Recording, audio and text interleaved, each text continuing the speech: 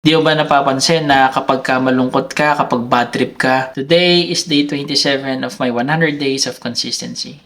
And here's the exact quote you need to hear today. You can change the world by being yourself. Gaya ng sabi ko sa inyo kahapon, huwag kang ma-pressure sa achievement ng iba. Just focus on yourself. Your reality is what you think. Kung tiisipin mo na pangit yung kung ano man ang meron ka, yun yung magiging realidad mo kasi yun yung iniisip mo.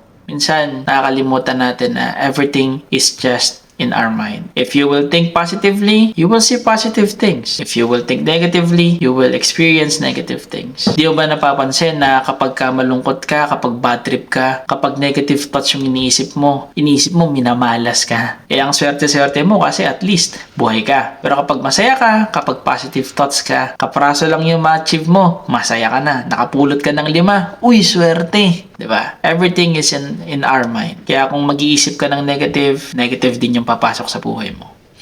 Pero kung mag-iisip ka ng positive, every positive thing that you can see will go into your world. You can change the world by being yourself. Magpakatotoo ka sa sarili mo, isipin mo kung ano ba talaga yung gusto mo. Huwag kang magpapadikta sa pressure ng mundo. Huwag kang magpapadikta sa pressure ng iba. Kanya-kanya tayong timeline. Sundin mo lang yun sa'yo. Take your time and always pursue growth. Galingan mo lang palagi and believe in yourself. That's all for today. See you again tomorrow. Bye!